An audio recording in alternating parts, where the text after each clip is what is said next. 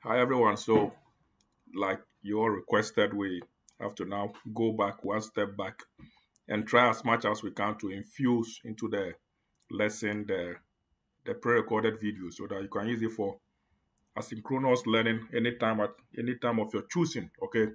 So, without much ado, going to be doing the risk and risk management. All right.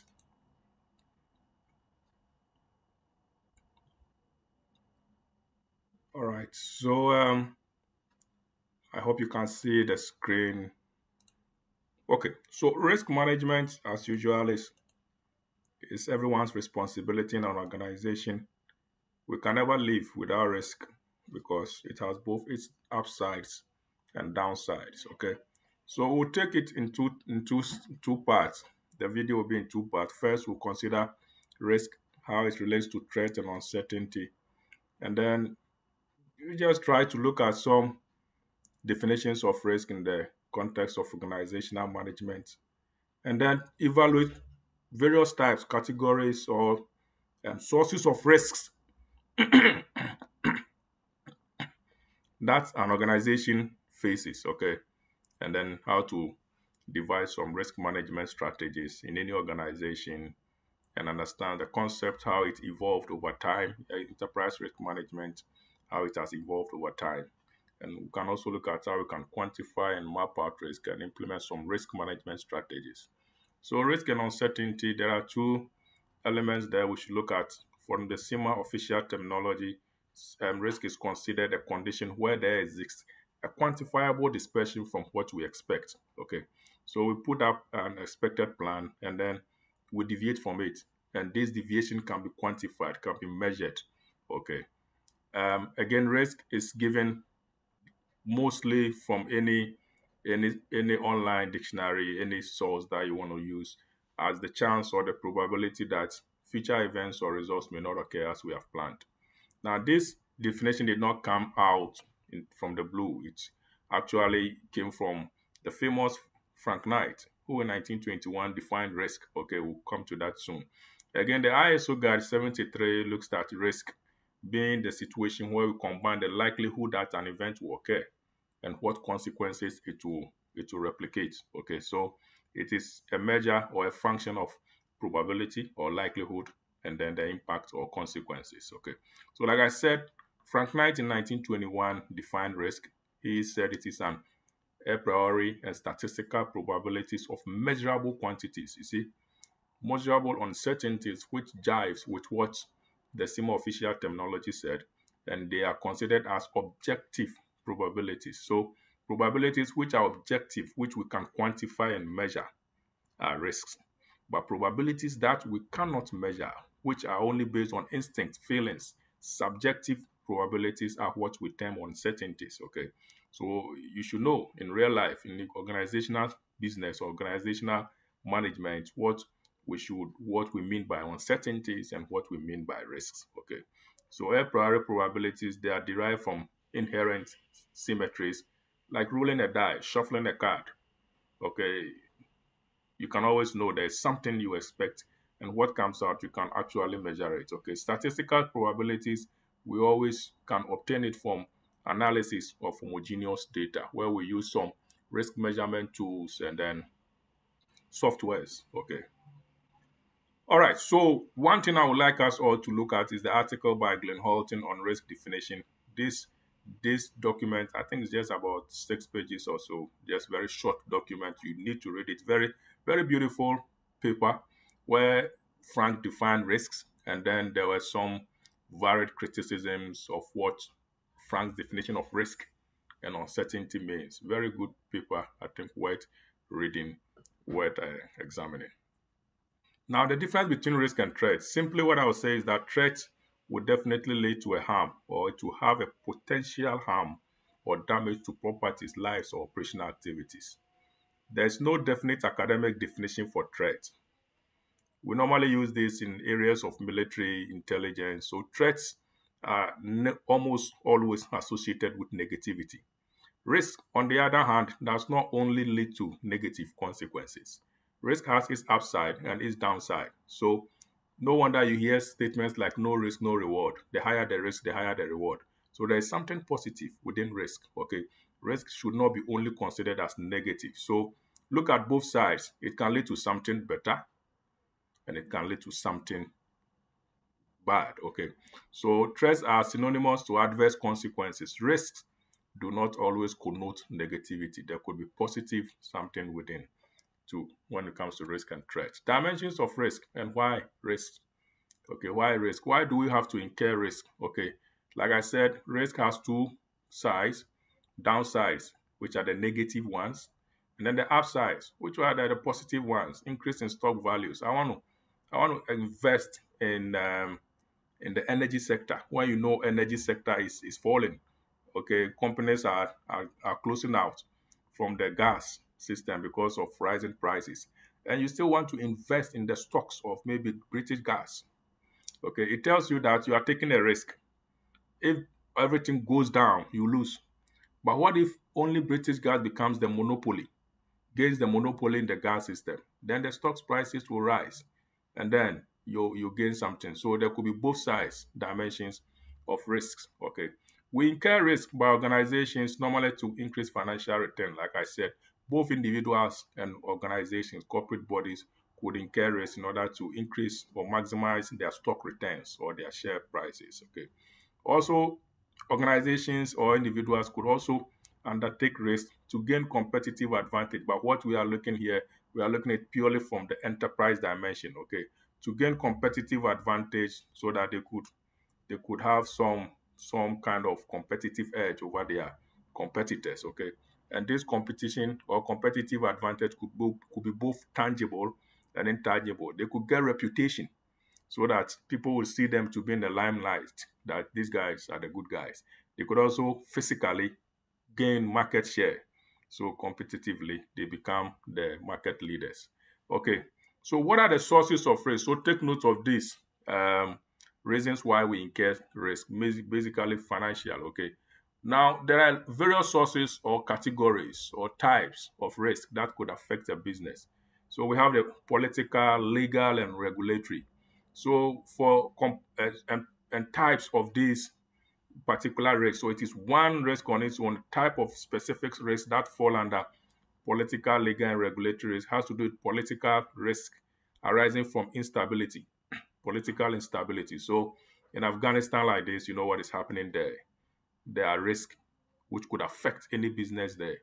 You cannot operate as you used to operate. We heard in South Africa where people went on riot, destroying shops and everything. It's some form of civil unrest, okay, which could affect the business operations. You can't operate, you can't open or you can't run the way you used to. Legal litigation risk, it occurs. You sack an employee from the company unduly, it takes you on to the court. You could incur that, okay. Regulatory risks, we have to comply. Okay, we have to comply with regulatory directions. The Food and Drugs Authority says you should label your drugs clearly. If you don't, you could have instances. Company House is asking you to file your returns and you don't file it. Okay, it works hand in hand with compliance risks. So these are risks we should look out for. Also, we could have business risks.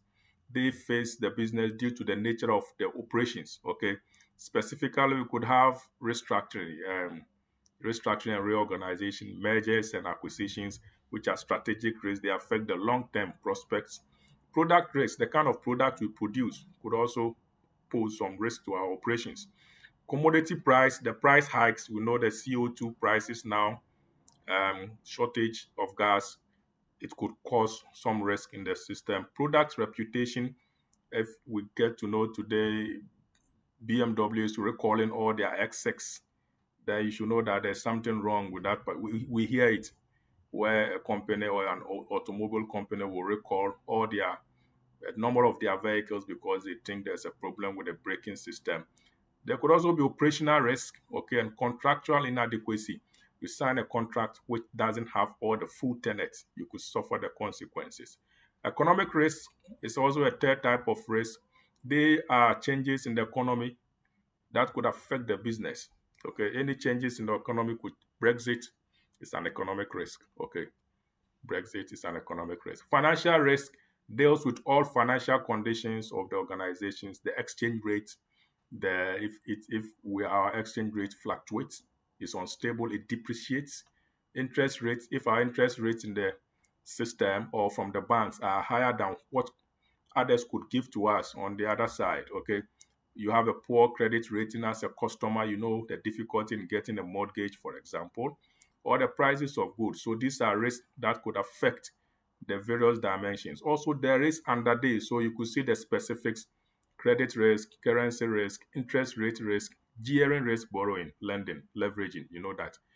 And then I infuse again political risk. Here, the political risk you find here is different from the initial political risk. This political risk deals with government actions that affect the various financial aspects of the company.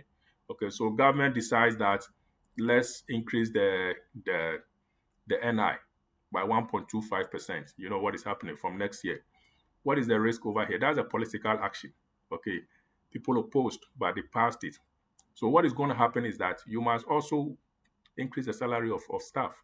Okay. Otherwise, if I'm earning 1,000 and then the next year, instead of my life improving, my salary drops to 950, it doesn't make sense. Okay. It doesn't make sense. You don't expect your salary to drop. You expect your salary to go up. So it's a political action taken which affects the operations of the company. So next time, if I'm going to look for a job, I'll look for a job that will give me an amount higher to incorporate that rise in the NI that I will be paying. Okay, so any political action taken that affects the financial prospects of the organization is also type of a financial risk. Technology risk: catch up with technology or you lose. Okay, today we are all online because something has occurred. Natural disaster has occurred, and environmental risk has occurred, which is pushing us to all adapt to IT. So if environmental risk, changes in the environment like climate, natural disasters could also affect the organization. Corporate reputation risk. Our reputation is important. Make sure you uphold it. Okay, so Amazon should be Amazon. We don't want Amazon later to drop. We've heard of companies whose reputations have disappeared. Nokia was the best in terms of automobile. Today, if someone dashes you a better phone, Nokia phone, you may not even go for it. If you have a comparative iPhone or Samsung or anyone, Sony Ericsson to pick. Okay, so corporate reputation is very important. That's why people now undertake corporate social responsibilities just to sustain their their reputation. Fraud risk, which is very detailed. Okay, we looked at it. We have it in the other slide in terms of fraud risk. So where we company becomes vulnerable to theft, to embezzlement, to loss of resources from the organization. Employee malfeasance, again, this has something to do with theft, but not fraud. Okay, here we are talking of risk which the organization might be exposed to as a result of the employees engaging in crime, offense, anything that could put, um, again, has some link with reputation. Okay, risk in international operations, there are a lot. Okay, so when we are operating as an overseas, a multinational across the borders, okay, culture could affect us. So can we adapt to the culture of the overseas nation? Litigation, when we have a parent company who doesn't know the rules and regulations of overseas operations, they could violate these rules, and what will happen is that they will have themselves in deep trouble. Credit risk, we are changing. When we want to chase debt overseas, is very expensive. You have to pay some exchange amount, some a lot of money goes in. Okay, it is very difficult and expensive to chase debts overseas. Items in transit could also get missing, could get damaged, especially when it is being transported over long distances. And again, there could be forex losses, exchange rate fluctuations. Okay, so these are the types of risks that affect an organization. Okay, so in your own way, there is this we want you to identify. Okay, you can use the SEMA risk management cycle. What you have to do is to get yourself abreast with the risk management cycle in an orderly manner.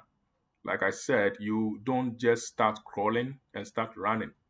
Right from crawling, you got to walk. After walking, maybe you learn how to jog.